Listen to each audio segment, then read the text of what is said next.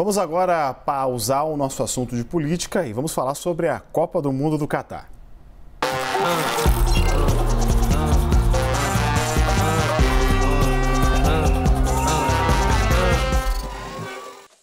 E a seleção brasileira embarca daqui a pouquinho para o Catar. Após uma semana de treinos em Turim, lá na Itália, a delegação vai até o país da Copa do Mundo um dia antes da abertura do torneio e 5 dias antes da estreia. Vamos até o Catar conversar com o repórter Júlio Gomes, que vai trazer para a gente ao vivo todas as informações.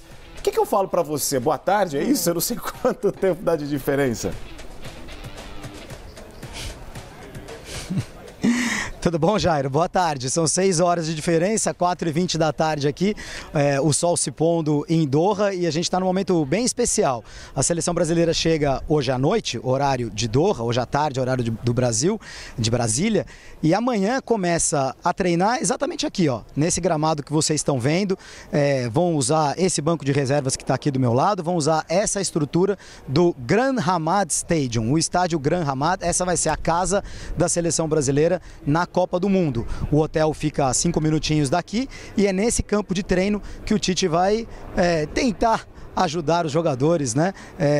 E tomar as melhores decisões, tomar as boas decisões para que o Brasil consiga o hexacampeonato. O Brasil vai sempre treinar aqui nessa hora, ó, a hora que o sol se põe, a hora que a temperatura cai um pouquinho. Estamos com 28 graus e sim, já caiu um pouquinho a temperatura aqui em Doha e é nesse ambiente que a seleção brasileira vai realizar as suas sessões de treinos durante a Copa do Mundo. É uma visita guiada. Por enquanto a gente está conhecendo o campo, a arquibancada, o ambiente externo. E daqui a pouquinho a gente vai lá dentro ver como é que são os vestiários, a parte em que os jogadores vão ocupar e que nós, jornalistas, não poderemos mais entrar.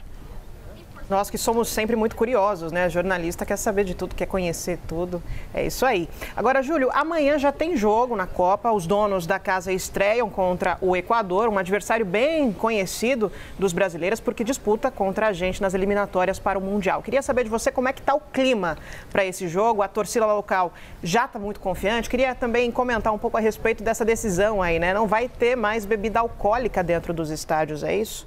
Como é que o pessoal reagiu também a essa notícia? Os estrangeiros ficaram bravos, viu? O pessoal aqui do Catar acho que já estava acostumado com essa ideia, afinal a venda de bebidas alcoólicas é restrita aqui no Catar, sempre foi assim, é um país de tradição muçulmana. De fato, pegou muita gente de calça curta, essa decisão em cima da hora do emir do Catar, que é o dono do país, e que decidiu que não vai ter mais venda de bebida alcoólica no entorno dos estádios como estava combinado. Dentro dos estádios, em algumas áreas VIPs, ainda vão poder servir bebida alcoólica. E nas fanfests também. A gente vai ouvir daqui a pouquinho o presidente da FIFA, o Gianni Infantino, mas ele já chegou a comentar isso. Ele falou, dá para sobreviver um pouquinho sem cerveja, não dá não? Mas é uma polêmica que foi grande por aqui. Sobre o clima, antes dessa partida de estreia, eu vou falar um negócio para você, viu, Bruna? Eu vi mais gente com a camisa do Equador aqui do que com a camisa da seleção do Catar. O Catar é um país essencialmente habitado, né, por estrangeiros, mais ou menos 10% da população local é, digamos, nativa, local. A gente não vê muita gente com bandeira do Catar ou falando sobre o jogo. A gente vê muitos estrangeiros, né? Muita gente com a camisa da Tunísia, do Marrocos, os países do norte da África, que tem uma colônia grande por aqui, e mexicanos, equatorianos, como sempre, os latinos fazendo bastante barulho, bastante bagunça. Vamos falar um pouquinho sobre polêmica também, porque teve uma entrevista bombástica, né, Júlio, do presidente da FIFA. O que o Gianni Infantino falou que chamou tanto a atenção, principalmente da imprensa internacional?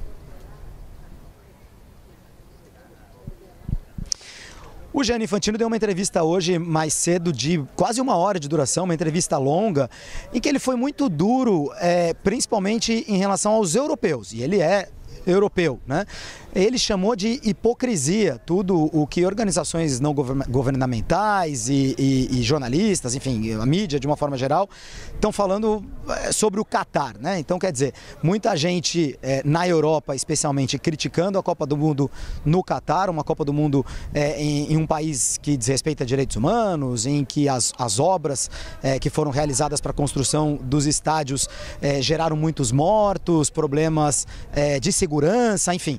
E o Infantino disse, isso é hipocrisia pura. Quantas empresas europeias estão aqui ganhando dinheiro com a energia, com o petróleo, gás na região, e ninguém está preocupado com a segurança dos trabalhadores. Então, o Infantino foi bem duro em relação a isso, disse que ele mesmo já foi alvo de bullying quando era criança na escola, por ter cabelo vermelho, vem imigrante da Itália chegando na Suíça, e que entende como se sentem os catares, os árabes, porque aqui no Catar, os representantes do governo dizem que há puro preconceito em relação ao Catar, daí que vem essas denúncias e essa reclamação da Copa ser realizada aqui. Então foi uma entrevista dura do Infantino e a gente vai ouvir também um trechinho dela agora. FIFA is not the world, we are not the United Nations, we are not the world police, we are not, I don't know, the blue helmets. The only weapon that we have is this, is the ball. And we have to try with this to engage, to explain, and to take results. And if, as a result of our actions, I have to take some critics, or even a lot of critics, but the consequence is that a few 100,000 workers in Qatar, for example, or a few thousand or 100,000 women in Iran are a little bit happier because they have higher salaries or because they can go to watch a football game, which is their passion. I take every critic on me. E ao ser questionado sobre questões de inclusão na FIFA e no Catar, o presidente da entidade, Gianni Infantino, se comparou a minorias. Ele disse que com o ambiente da Copa do Mundo, ele se sente gay, ou uma pessoa com deficiência, ou um trabalhador migrante. Vamos ver.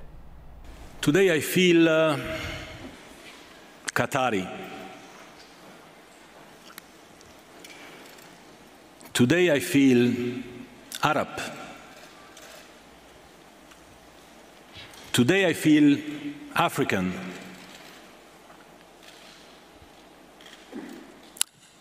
Today I feel gay. Today I feel disabled. Today I feel a migrant worker. Muito bem, vamos voltar a conversar com o Júlio Gomes, direto do Catar. Até queria aproveitar, Júlio, depois dessas declarações, para a gente mudar um pouquinho de assunto e conhecer um pouco do ambiente que você está, né? Sempre sobra muita curiosidade para a gente que está a 6 horas de distância em relação a tempo e a milhares de quilômetros de distância em relação à geografia, que você mostrasse para a gente o espaço que vai ser ocupado em breve pela seleção brasileira, para que a gente já possa se acostumar nos próximos dias de cobertura com o seu trabalho e também com a presença dos nossos jogadores. Vamos lá, Jairo, até porque já estão expulsando a gente aqui, ó. Esse aqui é o campo de treino da seleção brasileira, né? A gente está vendo aqui os holofotes apagados, tá um pouquinho clara a imagem, mas está ali, ó, Grand Hamad Stadium. Esse é o campo em que a seleção brasileira vai treinar a partir de amanhã e durante todo esse mês. Vamos torcer para que seja o mês inteiro, né? Os jornalistas que já estão vazando, e esse aqui é o banco de reservas, né? O banco... Enfim, não é um estádio da Copa do Mundo, é apenas um centro de treinamento, né? Quem geralmente fica sentado no banco é assessor de imprensa, fisioterapeuta, né? O pessoal que não joga, os jogadores vão estar lá no campo. Tá bom, Jairo?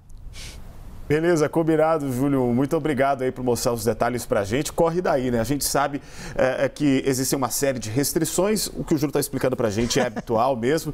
Dá o horário, tem que sair para que os trabalhos possam ter continuidade lá e também manter um bom relacionamento com o pessoal da assessoria de imprensa aí, né, Júlio? Valeu, obrigado. Você volta ao longo da nossa programação aqui na CNN.